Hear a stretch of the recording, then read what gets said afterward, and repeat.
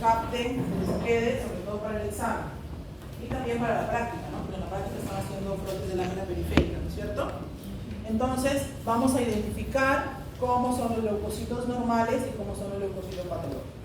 Yo los voy a dividir en dos grupos, en los granulocitos y en los agranulocitos. Granulocitos son los que tienen gránulos, por ejemplo, los eosinófilos tienen gránulos, los basófilos tienen gránulos, los neutrófilos, por ejemplo, los segmentados, los abastonados, neutrófilos, tienen gránulos. Y los que no tienen gránulos, que también pertenecen a los leucocitos, serán los linfocitos y los monocitos.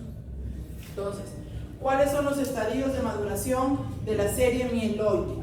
Habíamos dicho que cuando la célula es más inmadura, la más joven, ¿qué terminación recibía? Blasto. Muy bien. Entonces, en el caso de la serie mieloide sería mieloblasto. ¿Ok? Ojo que cuando yo veo un blasto con el microscopio, solamente podré decir blasto. No puedo decir mieloblasto, no puedo decir linfoblasto, porque a través del ojo yo no soy capaz de diferenciar el estirpe, porque para eso se utilizan otras pruebas. Pruebas para el estudio del inmunofenotipo de la célula, que puede ser a través de la inmunohistoquímica o a través de la citometría de flujo, pero no a través del microscopio. Cuando yo veo un blasto, ¿cómo es un blasto? Es una célula inmadura. Un blasto es una célula grande, es una célula con un núcleo grande que tiene nucleolos, que la cromatina es fina, homogénea. Tengo que distinguir un blasto. ¿Por qué? Porque blasto significa peligro, ¿no es cierto? Si yo encuentro blastos en sangre periférica, es muy probable que ese paciente tenga alguna enfermedad. Entonces yo tengo que saber determinarlo, porque puedo estar frente a un paciente con leucemia y tengo que referirlo. Tengo que dar una interconsulta para hematología o referirlo a un centro de mayor complejidad. Entonces, un blasto no me puedo olvidar cómo es morfológicamente y lo voy a identificar cuando ustedes tengan la oportunidad de leer una lámina periférica. ¿Okay? Y obviamente lo voy a correlacionar con la clínica del paciente. ¿Okay? Entonces, repito, cuando yo vea un blasto en sangre periférica con mi microscopio, yo diré blastos y los voy a contar y diré pues qué porcentaje de blastos tiene el paciente. ¿Okay? No diré linfoblasto, no diré mieloblasto, ni eritroblasto. ¿Por qué? Porque el estirpe, repito, es a través del estudio del inmunofenotipo. Con el ojo no lo voy a hacer. Es a través de tinción de inmunohistoquímica o a través de la citometría de flujo. ¿Ok? Listo. En el examen viene, describa morfológicamente un blasto, por ejemplo. Vienen preguntas para llenar. Entonces ustedes me dirán, es una célula grande, núcleo grande, presencia de nucleolos, cromatina fina, etc. ¿Ok? En cuanto a la serie mieloide, entonces el más inmaduro será el mieloblasto. Ese mieloblasto va madurando y se convierte en, el siguiente estadio de maduración sería el promielocito. Sigue madurando y se convierte en mielocito. Sigue madurando y se convierte en metamielocito. Sigue madurando y se convierte en abastonado. Sigue madurando y se convierte en segmentado. Entonces, la pregunta del examen: el orden correcto de maduración de la serie mieloide: mieloblasto, promielocito, mielocito, metamielocito, abastonado y segmentado. 6, no se olviden, ¿ok? Entonces, primero tengo que saber cómo son estas células normalmente para poder identificar cuándo son patológicas. ¿Okay? En cantidad, por ejemplo, ¿qué pasa si yo encuentro, yo sé que los bastones, los abastonados en sangre periférica, es entre 0 a 5%? ¿Qué pasa si yo encuentro más abastonados en sangre periférica? Aumento de bastones en sangre periférica. Tengo que hacer la correlación clínica. ¿Qué significa que yo encuentre formas inmaduras? Porque el bastón empieza la inmadurez. Formas inmaduras en sangre periférica, o que en sangre periférica encuentre un promielocito, un mielocito, un metamielocito. ¿Es normal encontrar eso en sangre periférica? No, el promielocito, el mielocito están en médula. ¿Qué pasa si yo encuentro mielocitos, metamielocitos, promielocitos en sangre periférica? Y aumento de los bastones. Eso ya es patológico. Eso tiene un nombre que se llama desviación a la izquierda. Entonces tengo que investigar. El paciente puede tener de repente alguna infección aguda, severa, sepsis, una reacción leucemioide, puede tener una leucemia mieloide crónica, etc. ¿Ok? Entonces, para esto yo tengo que contar, así como hicimos con algunos de ustedes en la práctica, seguramente ya, ¿no? Hemos descargado en nuestro celular un aplicativo para el conteo de células sanguíneas, observamos en el microscopio y vamos contando célula por célula en cada campo hasta llegar a las 100 células y determinamos el porcentaje de eosinófilos, de basófilos, de abastonados, de segmentados. Ustedes que están ahorita también utilizando el microscopio en sus prácticas también pueden hacerlo. Descargan su aplicativo en cualquier celular y hacen el conteo de células y sacan su fórmula diferencial. ¿Okay? Entonces pueden decir, si de repente están ustedes en un lugar alejado donde no hay equipos automatizados, ustedes con ayuda del microscopio pueden hacer su recuento diferencial en porcentaje de sus glóbulos blancos. Obviamente haciendo una buena lámina periférica, ¿okay? Un buen extendido, una lámina correctamente coloreada. Porque si desde ahí empezamos mal, ustedes no van a tener la capacidad de observar lo normal o diferenciar lo normal de lo patológico en un proceso de lámina periférica. ¿Ok? Bastante que viene con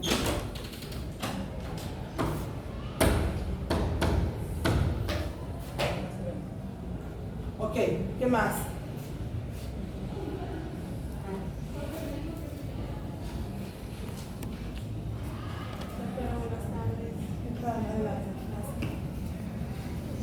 Entonces, se graban en su cabecita, porque eso también viene en el examen. A ver, una alumna nomás había pedido permiso.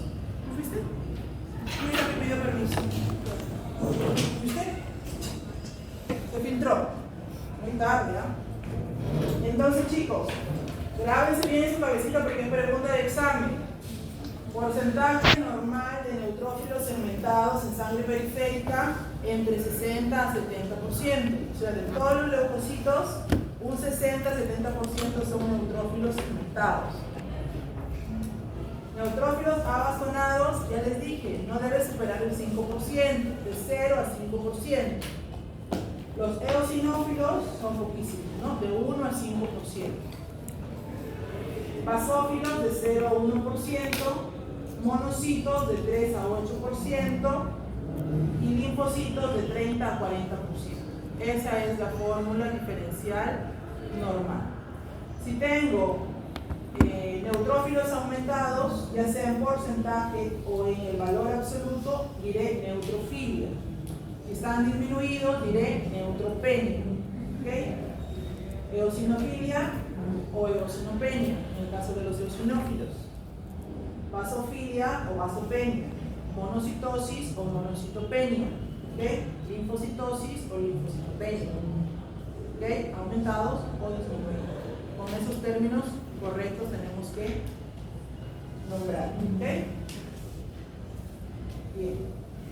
Entonces, habíamos dicho, desviación a la izquierda se refiere cuando están, pueden estar los bastones aumentados en sangre periférica, o dos, cuando encuentro formas inmaduras de glóbulos blancos en sangre periférica. ¿A qué me refiero con las formas inmaduras? Promielocito, mielocito, metamielocito en sangre periférica. Eso se llama desviación a la izquierda. Entonces, puede ser que el paciente tenga una infección aguda severa. Por ejemplo, este paciente, acá tengo el hemograma de un paciente, y este paciente tiene, ya conocemos la fórmula normal, ahora vamos a compararla con esta fórmula. Este paciente tiene neutrófilos segmentados 22%, bastones 49%, metamielocitos 12%, mielocitos 6% y promielocitos 1%. ¿Estará normal esta fórmula leucocitaria de este paciente? ¿Estará normal? ¿Qué nombre le pongo? ¿Cómo lo defino a esta fórmula? Segmentados 22%, bastones 49%, metamielocitos 12%, mielocitos 6% y promielocitos 1%. ¿Qué nombre le daría yo a ese hemograma o a esa fórmula? ¿Qué nombre dijimos? ¿Cómo se llamaba? Desviación a la izquierda. ¿Sí?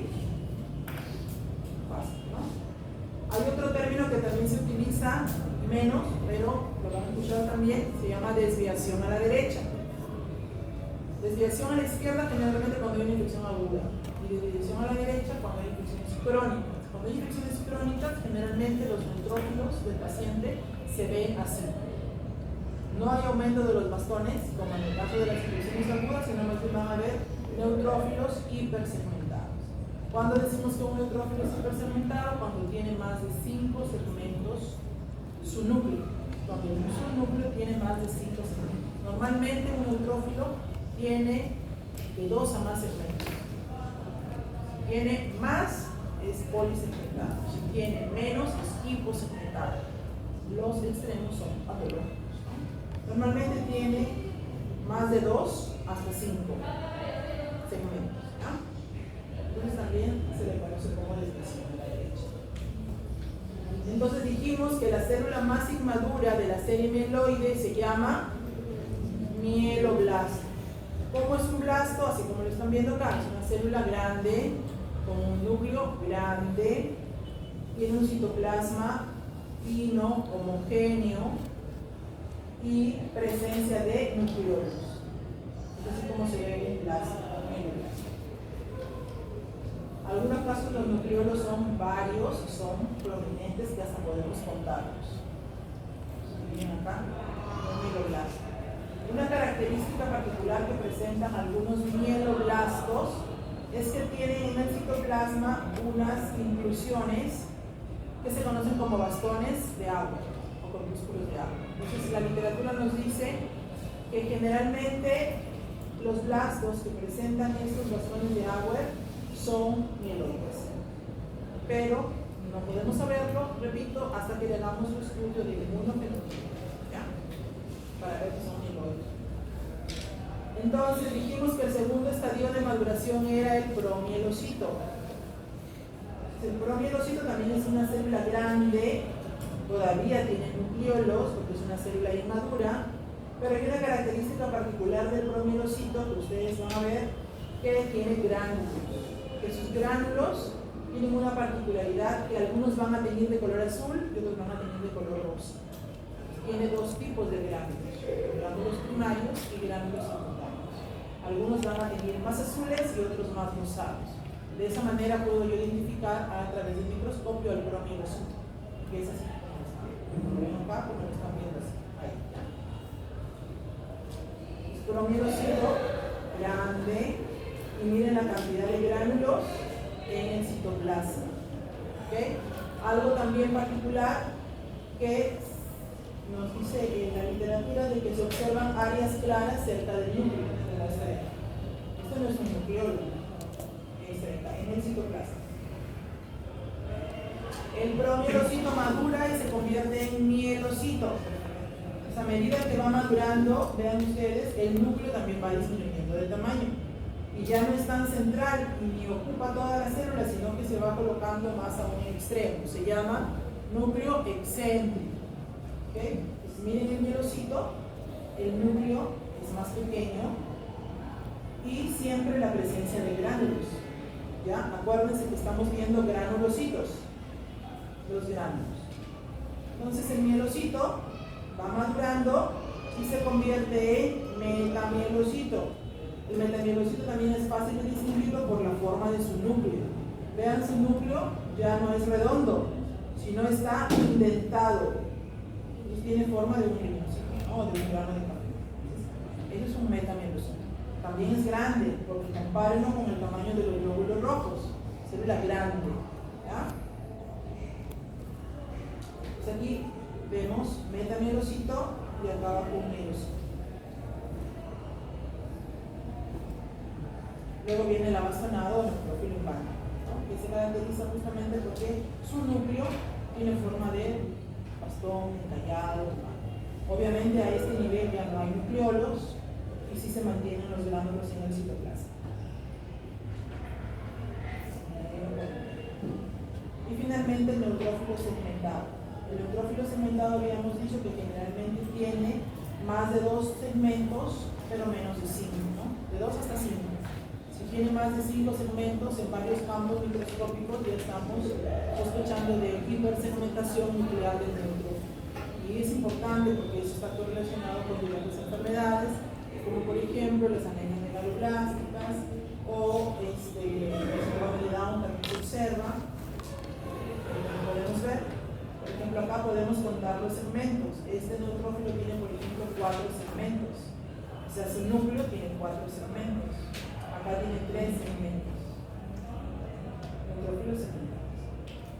¿Qué pasa con el eosinófilo? El eosinófilo también es un neutrófilo muy fácil de distinguir por la coloración de sus gránulos. Entonces tiene gránulos que tienen la característica de ser acidófilos, entonces se tiñen de color más rosado o, dependiendo del tipo de colorante, o marrones o anaranjados.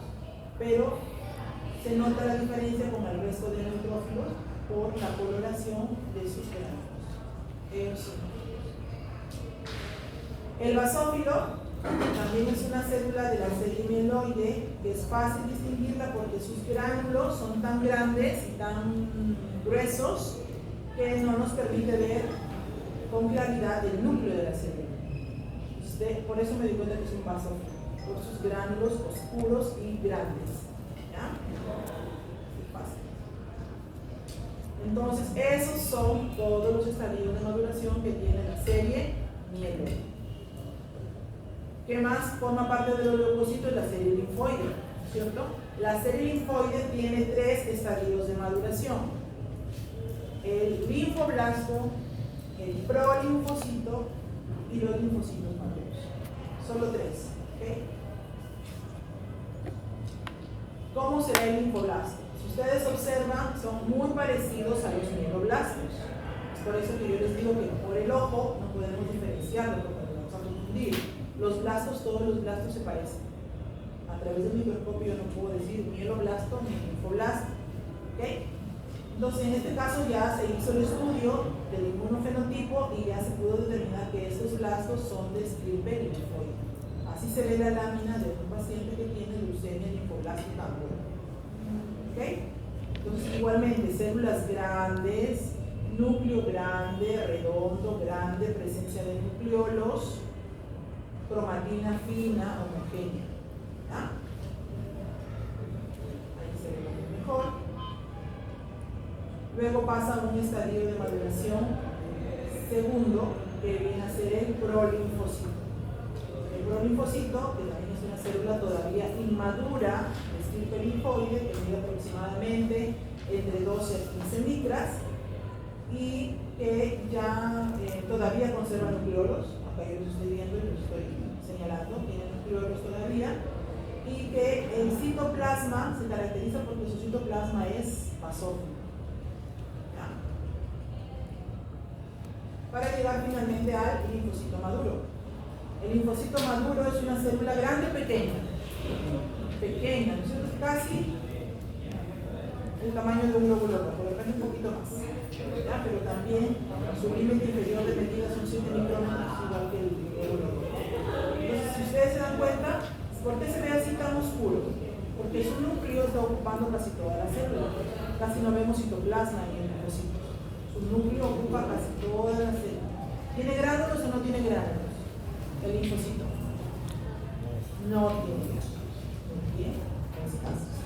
Ahí vemos todos los linfocitos.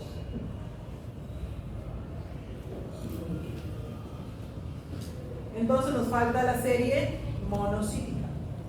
En el caso de la serie monocítica también tiene 3 estadios de maduración: el monoblasto, el promonocito y el monocito. ¿Okay? En el caso de la serie monocítica es fácil poder distinguirla a través del microscopio porque son células grandes, son las más grandes. Y los monos también tienen una característica particular, que tienen vacuolas en su citoplasma, que no la tienen las demás células. ¿Qué pasa si yo encuentro vacuolas en un neutrófilo segmentado? No es normal, se llamaría vacuolas tóxicas. Pero si yo encuentro vacuolas en el citoplasma de un monocito, no es patógeno. Estas células normalmente tienen vacuolas. ¿Ya? Entonces, repito, la serie monocítica tiene 3 estadios de maduración: el monoblasto, el promonocito y el monocito. Entonces, célula grande, vacuolas en el citoplasma. Cuando son blastos, cuando son inmaduros, el núcleo es redondo.